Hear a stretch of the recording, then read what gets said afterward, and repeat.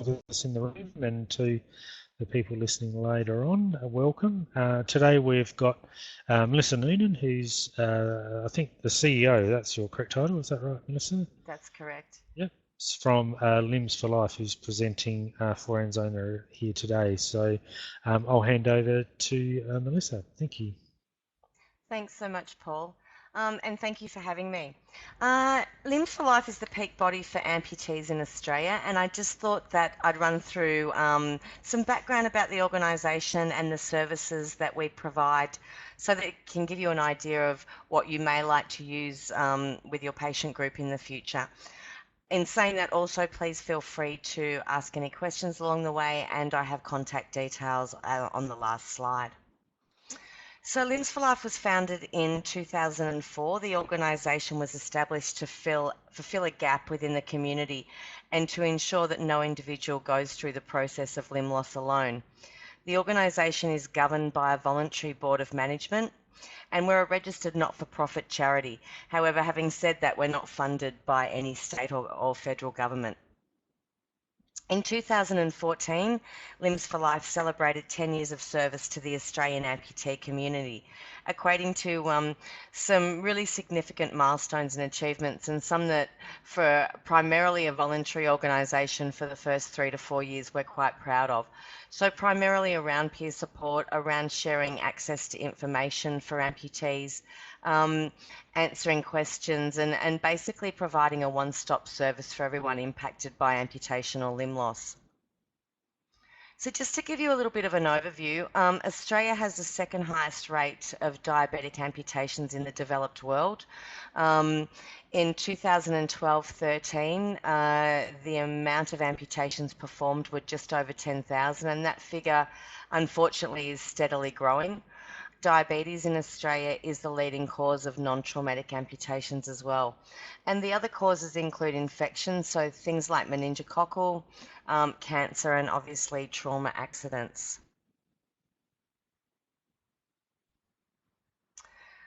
Our peer support program is the Limbs4life flagship program. Its core values are central to everything we do. Peer support is widely recognised as a beneficial model of support and utilised by many medical and diagnostic groups.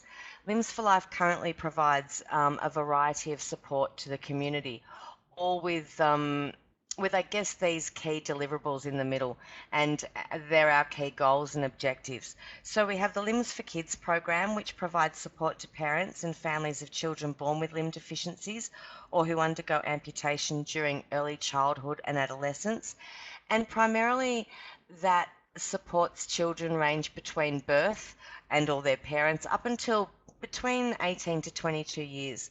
The chronic illness peer support program, which specifically has been developed for people with diabetes and cancer who have had an amputation, and the general program which supports any individuals impacted by trauma, infection or vascular disease.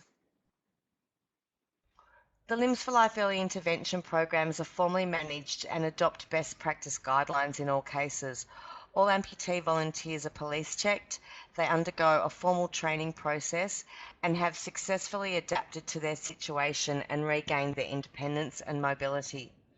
Currently, our peer support model operates on the ground in South Australia, Victoria and Tasmania, and we have plans for a national expansion in 2016 to the ACT, New South Wales, Queensland and WA. Individuals can request a visit either pre or post amputation surgery, depending on their circumstances. And we have found that for those who are having an elective amputation, such as in the case of diabetes or as a result of cancer, a lot of people benefit, and their fear about going into that surgery, having met another amputee prior, has been quite effective. For those individuals who are outside of our current service areas, support can be provided via our toll-free telephone number and online via our online, which is a locked forum, so it's a private forum, and we run a number of social media channels which are widely used as well. So Limbs4life matches new amputees to volunteers via the following criteria. site of amputation, for example, above knee, below elbow, above elbow, etc., the reason or the cause for amputation, gender, age or in an age range, and where possible location, so that our volunteers don't have to drive too far to go and visit someone. We find that people will engage in the program at different times, and primarily it's dependent on their needs. But they can tap into support at any time during their hospital stay or their rehabilitation journey. On occasions, we find that people also like to tap into the program at key transition points. So just before they return home, just before they return to work, when they're re-engaging in the community or returning to education. Primarily, the areas that they seek support in are general information about their procedure and what's going to happen to them, information about prosthetics, and a lot of things like that that we actually can't deliver because our program and our volunteers are not experts. We have lived experience, however, we have no medical background in any capacity. So having said that, our volunteers never offer advice or medical information. A lot of amputees also struggle with pain management in that it can often occur at 3 o'clock in the morning if they're experiencing severe levels of phantom pain or phantom sensation. And we're fortunate with our online forum that there's somewhere for them to go at that time of night.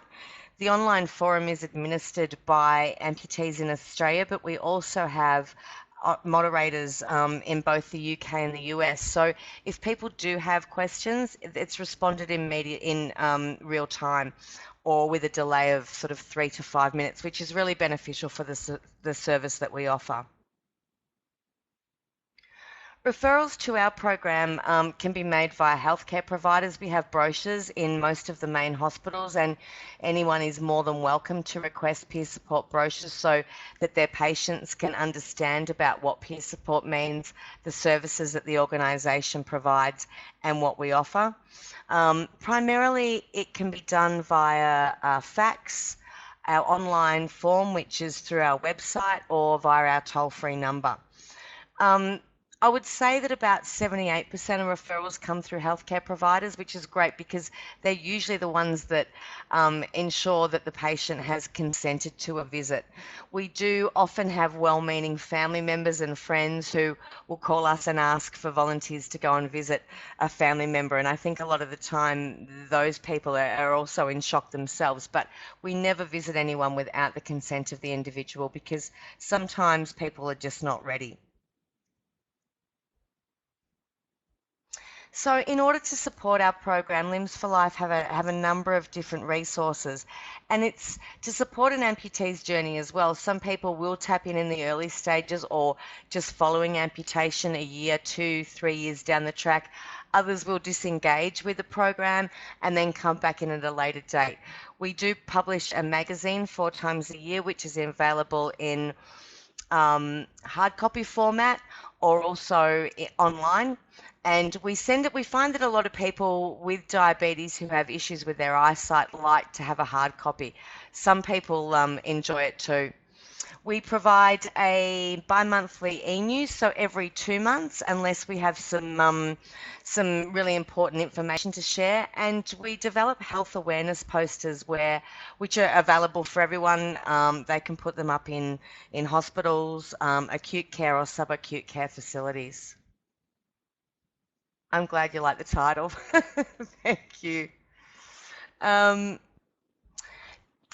To date, unfortunately, Limbs4life hasn't been successful attracting funding for research. However, we were fortunate to form a collaborative partnership with Monash University's Psychology, Psychiatry and Sociology department to do some basic studies around the benefit of peer support among the amputee population. And I've just got a couple of the findings here that I thought that you might be interested in reading. It was a 12-month survey, a 12-month project, which compared amputees who receive peer support in rural and regional communities of Victoria compared to those who are in Melbourne and metropolitan areas.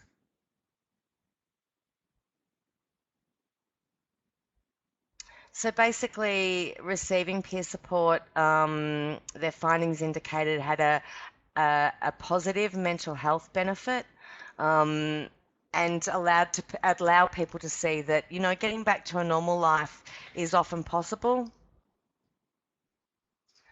that it helped amputees feel better about their situation, alleviate fears, and just reduce the whole unknown area, and worries and concerns, which are often quite common.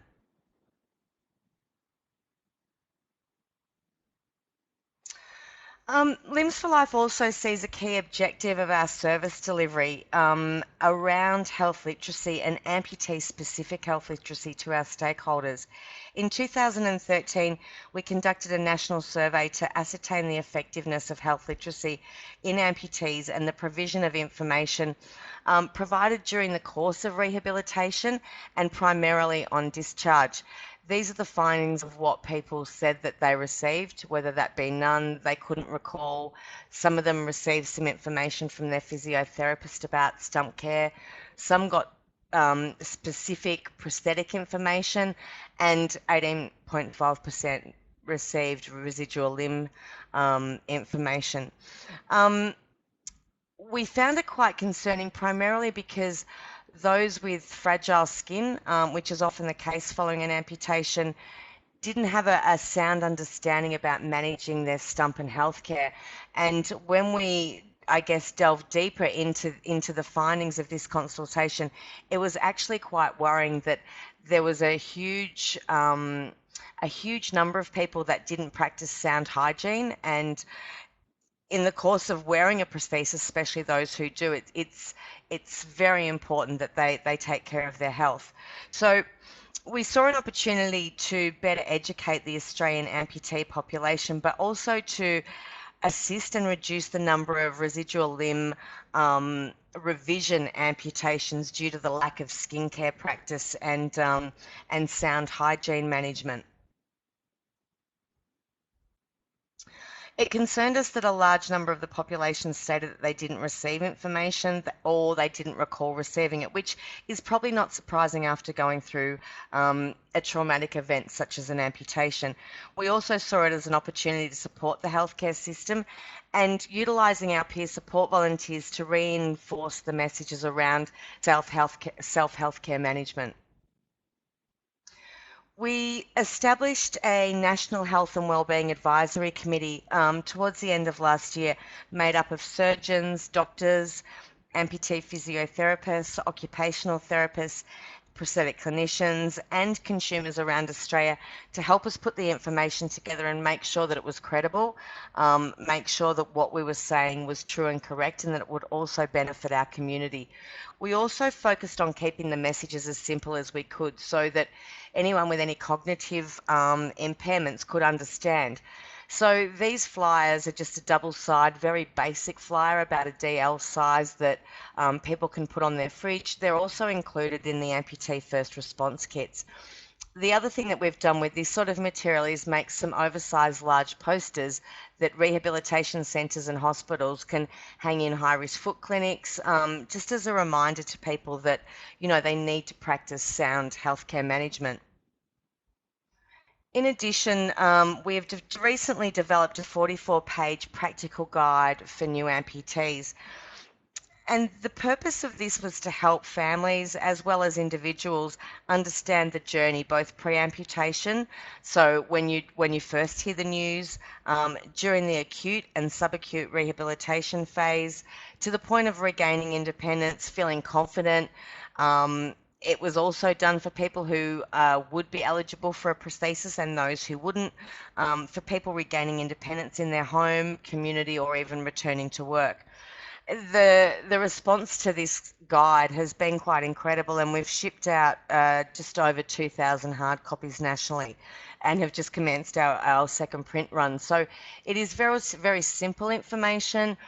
It explains how prosthetics are cast, how they're made, the mobility grades for prosthetics, which is something that information is not often shared with our wider stakeholder group or population. And I think with the rollout or the slow rollout of the National Disability Insurance Scheme, where all of a sudden participants to that scheme, or in the old school, in this sense, patients have got to start to be educated and made aware of how they can advocate for what they need. So the other purpose of the guide was to educate the population around the different sorts of prosthetics, the componentry, and what's available there. So, due to the fact that we rely heavily on our volunteer group and we have a very small staff base, so there's 2.2 of us running a national organisation, and we have about 70 to 80 peer support volunteers. And I guess for us, we always wanted to set the organisation up to ensure long-term sustainability. We've put a lot of work into support the establishment of local-based support groups and support groups in local communities. The purpose behind this was to promote social inclusion and support people returning home. So if they've left a local community, gone into a metropolitan area to have surgery, to have rehabilitation, and they're returning to a rural or regional community, that there'd be a community that was locally based to be able that they could tap into and access to for questions or support. We've developed guides around setting up a peer support group so that people in rural and regional communities have got, a bit of a model to go by, and we continue to provide support to them. It helps them to understand their roles and responsibilities when running a group, and we hope that now we've just been able to access some webinar tools, we'll be able to do some online training, do some more educational sessions, utilising, I guess, utilising healthcare providers to be able to deliver those to a wider community, and therefore, one, encourage people to feel more confident, re-engage with their communities, but also continue to manage that self care. We're also in the process of upgrading our website, and that will promote local groups all throughout Australia, which I think will be a very positive tool to be able to do that. We're always asked to run a lot of events, and with a minimal amount of staff and volunteers, we often find that very difficult to do, especially logistically. So once a year, Limbs4life partner with the largest prosthetic manufacturer, Otto Bock, and we host a national educational amputee conference. In the first year, the conference attracted 250 amputee delegates from around Australia, and we were able to access some funding to be able to assist people to travel to the conference, especially if they were from lower socioeconomic backgrounds. The conference is a fairly busy one-day session, but it highlights the importance of good gait training, good posture, self-advocacy, general disability information, government and funding information, which is always a little bit of a bone of contention, because for us and our community, people funded with public system prosthetics, funding for prosthetics in Australia hasn't been increased since '98. So it's important that as a group we've got a little bit of a loud voice, even with the rollout of the National Disability Insurance Scheme. Moving forward as an organisation, and as our organisation continues to grow and the demands on our services increase, we will continue to advocate systemically for change and for better outcomes for our stakeholders and for those who support them. We work to assist individuals to transition into the National Disability Insurance Scheme. And because that scheme is such a huge reform in Australia, it's going to be a very slow process and very different for anyone, I think, in our community, anything different than what they've used before or what they've been used to. So it's important that we can help them to understand how they transition in.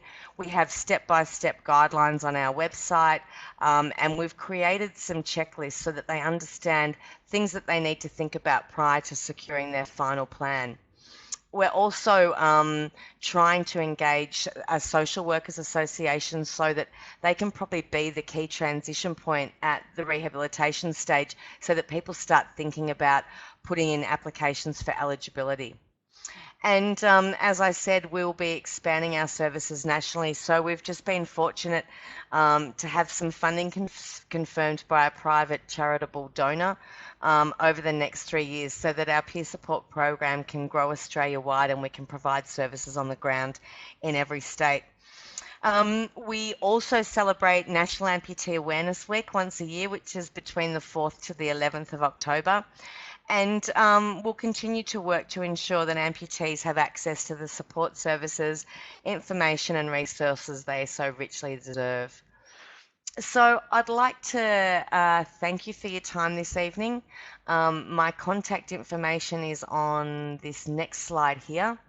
Please don't hesitate to get in touch with us. And if anyone has any questions, I'd be more than happy to answer them for you. Excellent, thank you, Melissa. That's great. It's really important work, and hopefully, through doing presentations like this, we can increase the awareness of some of the orthopaedic nurses around Australia and New Zealand as well. So I think that's really worthwhile. Just while people are maybe, so if you guys have some questions, you can start typing them. I might ask a couple in between. But I think that the ability to get someone to go and see a patient before a planned amputation is really important, because I think it's that, like you said, that unknown is the scary bit, and it's the same for anything. If you're not sure what will happen, what it means, what's about to go on, that can be the really scary stuff, because your brain just starts thinking the worst and worst case scenario, and this will happen and that'll happen, and often that's not based on sense or any sort of reality, but that's just your brain telling you the worst thing, I guess. So No, that's very true. It's very yeah, true, Paul. That is very true. And look, people, I think, during the time of the Olympics, it's quite interesting because people see a lot of young people running around on blade prosthetics, which, it's probably yeah, about 2% of the amputee population. There's about, I think, 250,000 in Australia, so a very small number that end up being Paralympians. So for that age group that's a little bit older, even in their late 20s or 30s, they know that not going to make the Paralympics, but it's where do they fit into? And the world of prosthetics is so enormous, they've got no idea what to expect. yeah, definitely. It can be a bit scary. I'd definitely imagine. But I think that's good to know what's normal then, because then when something happens, and I see this all the time in orthopedics, patients in the acute setting, that something happens and they think, oh no, what does this mean? But if they're aware of that beforehand, if you've spent time with them saying, look, this may happen, this, to expect that, that's okay. We that's not the end of the world. We can sort that out. I think that makes a big difference for people. Like some of the amputees that I've spoken to over my time have said, you're always going to get up out of bed, and one day you'll forget and you'll end up on the floor. That's just the sort of natural thing. Whereas if no one tells you that and it happens, you might think, oh my God, what's wrong with me? Something's gone wrong. That sort of thing. No, Um, that's very true. It's very yeah, true. And it is around that phantom sensation where mm, you do forget. yeah, I think all of us have done it at one point or the other. I did it leaving the movies one night prior to receiving my prosthesis, and mm, the lights are out, it's dark. I just went to get up and walk, and there's nothing under there. So right. it is quite common, but I think we all make the mistake of doing it once. We don't often go back for a No, second no, yeah, time. yeah, no, that's fair enough. How do you go with, with the resources that you created? Is there a lot of buy-in through the hospitals and the rehab centres and other facilities? They're happy to use that as opposed to any resources that they already have? Very much So, so. We're actually part of the South Australian Amputee Treatment Plan right. from the Department of Health in South Australia. So our peer support brochures we will ship around to absolutely anywhere, any department, anyone who wants them, and all of the other resources as well. We've never had a problem with people sort of not accepting them, and we don't tend to the magazine is primarily stories and tips about traveling and things like that. Um, so there's stories in areas like that, but then there's also tips for summer but just the medical information and anything like that that we have in there is all been checked by Yeah. our health and wellbeing committee, and that's why we have those checkpoints in Yeah. place. And I suspect the information is probably a lot more applicable than some of the stuff that we create in hospitals, which is probably just focused on the acute stuff. Yeah, Um, definitely. Christian's Christian, written that's a there, really yeah. good question. Yeah, it's prosthetics are primarily, I suppose, like anything. You can get for example, an above knee unit that's probably 3,500, but you can also get the high tech microprocessor knees that are up to 20, 30, 50,000. I think it's really important for us as an organization to help to educate what's called K levels. So K levels, there's a grade from 1 to 4, and all prosthetic componentry, so whether it be feet or knees, are based on a mobility grade. There are cheaper feet that are available that are, say, I wear a $500 foot, which is fantastic for my height, weight, because their componentry is also weight tested, and it serves me very, very well. But I'm fortunate to also have a microprocessor knee, so that enables me to get around a lot. I don't fall over. My left leg is compromised, so it's important. I think fall prevention and that sort of thing in prosthetics is something that's going to come to the fore a lot more strongly, because if you had to have a hip or a knee replacement, as opposed to, say, the cost for a prosthesis, surgery would, probably be a lot more expensive.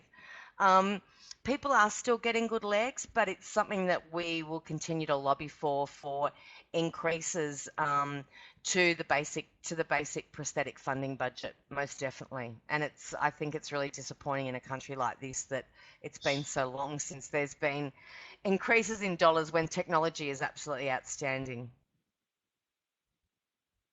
Yeah, that's crazy. It's mad, and it's frustrating too, knowing what's available and just knowing how people could benefit from it. Um, Jovi, no, the patient information brochure isn't available to download, but I'm more than happy to post some in the mail if you'd like to send me an email. It'd be interesting to have that in some form electronically that the right sort of people could access, or even like an app or something. Maybe I don't know. That would be No, no, no. interesting to pursue that.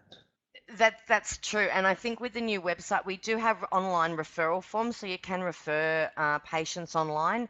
However, one of the things that our Health and Wellbeing Advisory Committee pointed out that, and when we sort of surveyed and consulted with quite a few allied health and acute care medical staff, they wanted a section on our website which was just resources. So Yeah. whether that be about stump care, hygiene, accessing the program, everything could be in one spot, because you guys are all very busy people, so you don't have time for, to be looking around. And we hope that with the new website, we'll be able to facilitate that.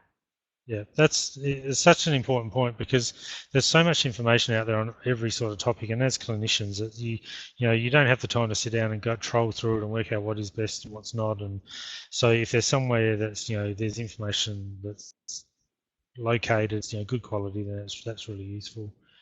No, that's, Um, yeah, no, I agree. yeah. The only other thing I was just going to say was it'd be great. I mean, to present at the webinar is excellent, but also I think maybe even at the next ANZONA conference it'll be great to have a presentation. That'll be in Perth in 2017.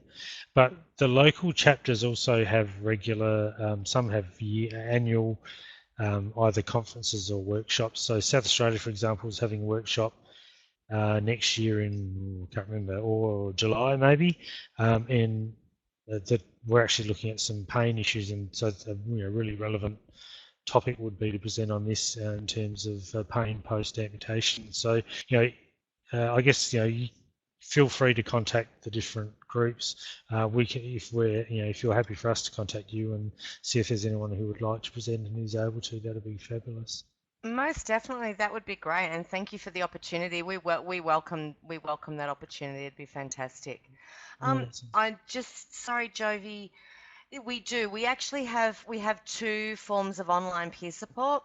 Um, we've got an online forum, which is a closed forum that people have to register to join, and that's administered. That's a 24-hour, 7-day-a-week online forum. But we also find that we have two Facebook pages. One is a group page, and we find that a lot of people, just with the growth and engagement of social media, a lot of people use the Facebook page for peer support and online support.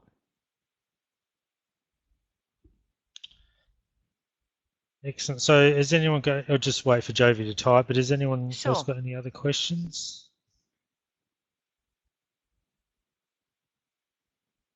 Cheryl's typing away there. See, we'll check how fast her typing speed is. We're under pressure.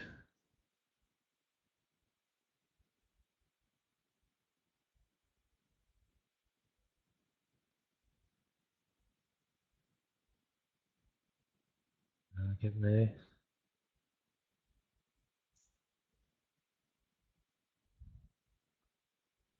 Cool. Excellent.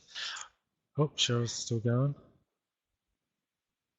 The only other thing I was going to add, which I didn't put on the end of this slide, is that with the children's program, we do have a separate website dedicated to that. So that's limbs, the number 4kids.org.au. Oh, cool. Excellent. That sounds good. Do you want to type that in the chat box, Melissa, Sure. just so then it comes up on the recording so people can see it, which is good.